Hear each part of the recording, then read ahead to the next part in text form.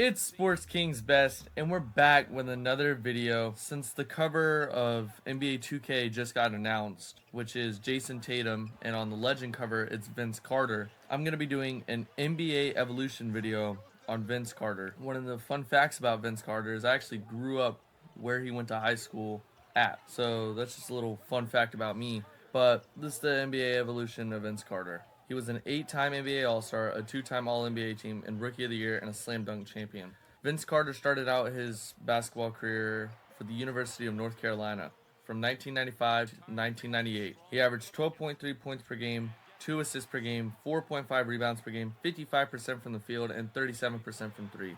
Vince Carter was one of the top recruits of the 1995 class, choosing North Carolina over his hometown squads of Florida State and Florida.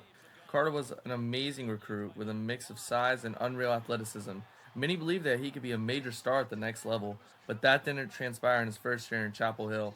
He found himself watching more basketball than actually playing. The uncertainty of playing time fueled Vince to work on his fundamentals, something that would lead him to a stellar sophomore and junior seasons, leading North Carolina to back-to-back ACC championships and Final Four appearances. Vince Carter was one of the most thrilling athletes in all of college basketball. He was known for his high-flying dunking ability, but at North Carolina he was able to develop into a defensive star, watching him growing just from a raw athlete to a talented basketball player. His notable accolades at this time were consensus All-American, 2-time All-Team ACC, and number 15 honored. Vince Carter was initially drafted. Vince Carter then played for the Toronto Raptors from 1998 to 2004, averaging 23.4 points per game, 4 assists per game, 5.2 rebounds per game, 45% from the field, and 38% from three. Vince Carter was initially drafted by the Warriors at number 4, but was swapped with college teammate Antoine Jameson, sending the high flyer to Canada. Vince Carter would have played electric in his rookie season in Toronto, drawing comparisons to another North Carolina high flyer, Michael Jordan. The comparison grew in his second season, leading to his first All-Star berth and Slam Dunk champion.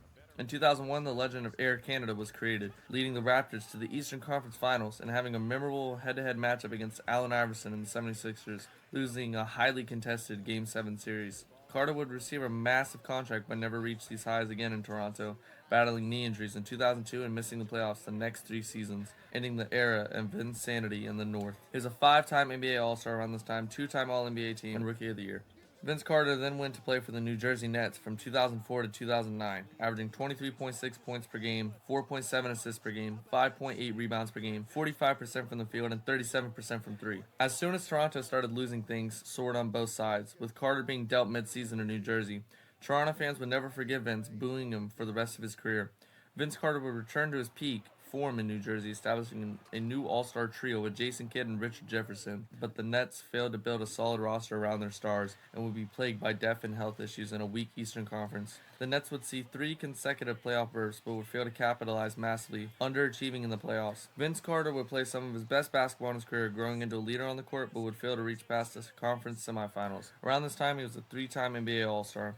Vince Carter then went to play for the Orlando Magic from 2009 to 2010, averaging 16.3 points per game, 3.1 assists per game, 4 rebounds per game, 44% from the field, and 36% from three. Orlando would trade for Vince Carter a year after their finals appearance, believing that a perimeter scorer was the missing piece for Dwight Howard and the Magic. Vince Carter would return to his home state of Florida with hopes of winning his first NBA championship. The Magic would excel, leading to the second seed in the Eastern Conference and Vince Carter's first Eastern Conference Finals appearance since he was on the Raptors. The Magic would face Boston Celtics with home court advantage. All eyes were on Vince to push the Magic back to the finals, but Game 2 in Orlando would symbolize the series, with Carter having a chance to win the game. Being fouled and missing both free throws, he would struggle for the rest of the series. Vince Carter's stint in Orlando was short, with him being traded after 1 season. Vince Carter then played for the Phoenix Suns from 2010 to 2011, averaging 13.5 points per game, 1.6 assists per game, 3.6 rebounds per game, 42% from the field, and 37% from three. Vince would see another trade, this time making his way to the Western Conference for the first time in an uneventful year with the Phoenix Suns. A year removed from the Western Conference Finals, the Suns had lost Amari Stoudemire and were in a transition phase with the hopes of sparking something behind Vince Carter. The front office would acquire him early in the season, but things wouldn't improve. Vince would see his final 10 games in Phoenix coming off the bench for the first time in his career. Vince Carter would be released the following season during the NBA lockout. Vince Carter then joined the Dallas Mavericks from 2011 to 2014, averaging 12 points per game, 2.4 assists per game, 3.7 rebounds per game, 42% from the field, and 39% from three.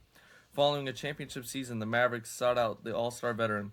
However, they weren't looking for the high-flying dunker anymore, and Vince Carter accepted this, maturing into a more modest off-the-bench role with Dallas. Vince Carter brought value with his 3 and D play, reinventing the game and establishing himself as a valuable six-man. The Mavericks wouldn't reach past the first round during Carter's time in Dallas, but he would notably hit a game-winning buzzer beater over the San Antonio Spurs in the 2014 playoffs. Without his revival in Dallas, Carter's career most likely would have ended shortly after his stint in Phoenix. Vince Carter then went to play for the Memphis Grizzlies from 2014 to 2017, averaging 6.9 points per game, 1.3 assists per game, 2.5 rebounds per game, 37% from the field, and 34% from three. At 37, Vince Carter would sign with the Memphis Grizzlies, upholding a six-man scoring role. In his old age, his ability to adapt would provide value to a competitive Grizzlies roster that would see a 3 playoff bursts in Vince Carter's 3 seasons. Carter seemed timeless in his role with Memphis, continuously shining as a bright leader and a fan favorite. Regardless of age, Vince would start multiple playoff games for the Grizzlies, being huge in a series win over Portland. He was a crucial part of the team where he was almost as old as the head coach at the time. In his final season in Memphis, Vince Carter would play over 24 minutes per game in the 2017 season at the age of 40. His notable accolades at this time were NBA Teammate of the Year. Vince Carter then went to play for the Sacramento Kings from 2017 to 2018, averaging 5.4 points per game, 1.2 assists per game, 2.6 rebounds per game, 40% from the field, and 35% from three. Vince Carter would sign a 1-year deal with the Sacramento Kings, unwilling to call it quits on his NBA career. Vince Carter's role would shift again, with him becoming more of a locker room veteran and a mentor than a player. He'd only play in half of the games for the Kings, but with an extremely young team, he was more than invaluable. The Kings were dismissal, but Carter's impact would be felt league-wide, reaching uncle status. Many believed his final games would come in the 2017-2018 season, but Vince Carter wasn't ready to call it quits. His notable accolades at the time were NBA PA's Backbone Award and Most Respected Award. Vince Carter then played for the Atlanta Hawks from 2018 to 2020, averaging 6.3 points per game, 1 assist per game, 2.3 rebounds per game, 39% from the field, and 36% from three. At the age of 41, Vince Carter would sign with the Hawks and start his first game, becoming the second oldest player in NBA history to start a season opener.